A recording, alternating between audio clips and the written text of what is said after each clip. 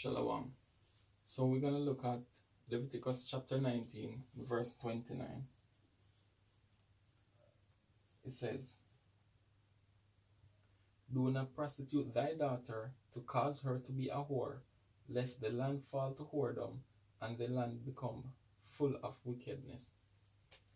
All right, we will hear this and think that, okay, we're not doing that. I'm not teaching my daughter to go and sell on the street corners and so forth. It's more than that, right? We have to learn to integrate the scriptures in our daily life, and this is when it will actually make sense.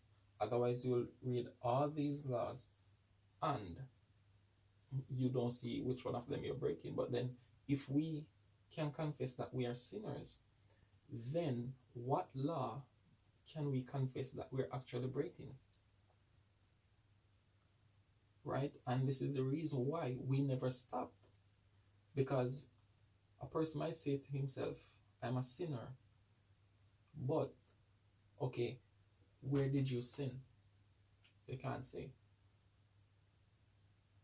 Right? Now, as simple as this, do not prostitute thy daughter. Okay, how do we do that? How do some women do that?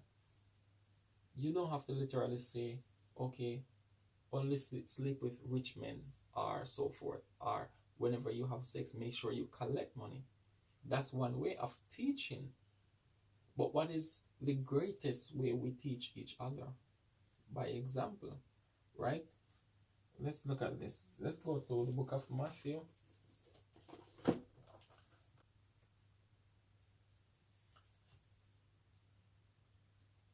Let's go to the book of Matthew, chapter 5 and verse 19.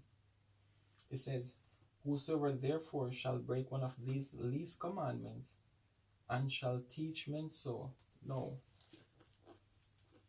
How do we teach? Do we go there and say, okay, go cut your beard? Go and line your beard? No, but guess what? You do that by example. So look at someone you look up to in the community. This person is clean shaved, right? This person is tucked in, all neat, going to work, looking like a European. Guess what? He's not going around telling people to do that, but the impact he has on the younger men, guess what? They're learning to, keep your clean, right? Be obedient, get up on time, go to work every day. Don't do anything for yourself. Just make sure all your time is dedicated to your work. Obey your master. Do not keep the commandments. Do not grow your beard. You teach by example, right? So it's the same thing coming back around here. It says, "Do not prostitute thy daughter to cause her to be a whore, lest the land fall to whoredom." Because guess what? Now, you are dealing with a married man, right? His wife does not know about you. His wife did not approve of that relationship, or whatever you call whatever you guys are doing. His wife does not know about that. No, you can only be with this man at certain times, right? No, you have a daughter, you have a son. They're not stupid. They never speak about it because they're not in a position to speak, but it does not mean that they don't know what's going on.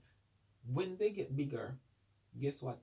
That's when they can relate to say, oh, this was what mommy was doing with this guy.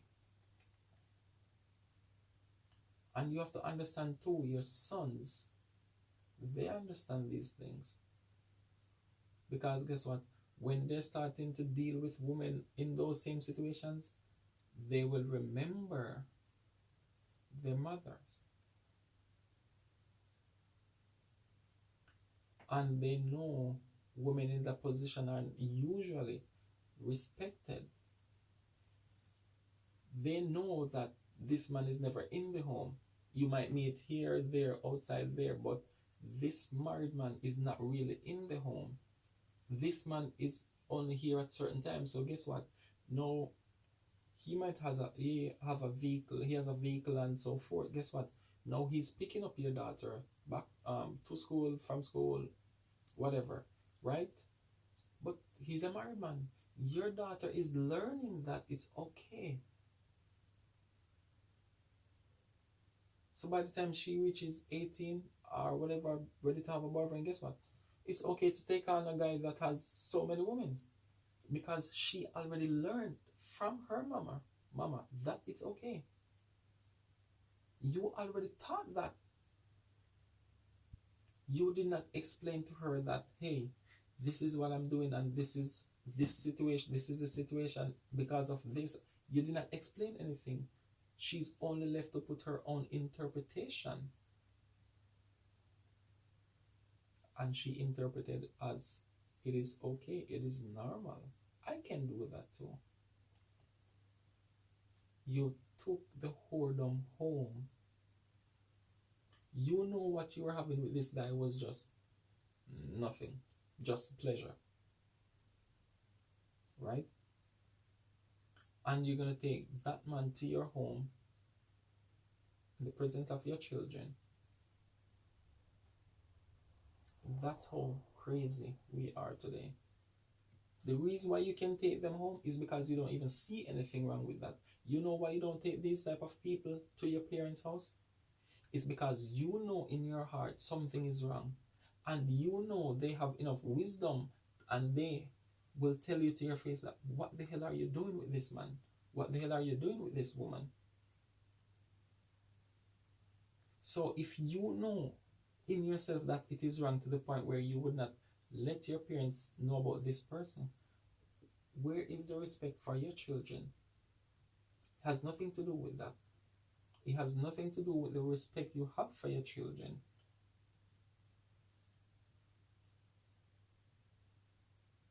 You just don't want to be condemned by your parents, or even some of your friends who are not into that type of lifestyle, or will see you above that situation and don't want you to be in that situation.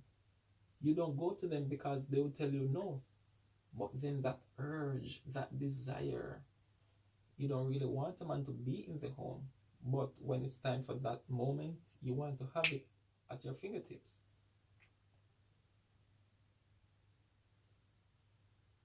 And you're so selfish that all you can see is you being satisfied, but not what you're doing to your own daughter, not how your son actually feel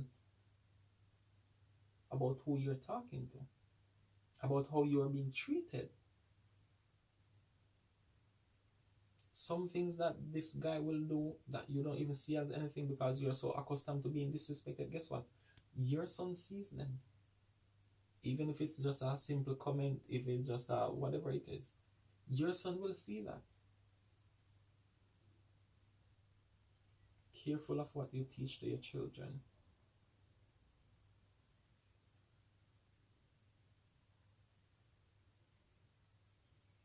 Careful of what you take home to them, lest the land fall to whoredom and the land become full of wickedness. So as young as these women be, they're already practicing that lifestyle, and they think it's a way to not feel the hurt. It's a way to protect their heart, to be a whore. Oh, I'm talking to this person, but I'm not so serious with him. Whatever. That's the mindset you are creating. Stop taking the whoredom home. Shalom.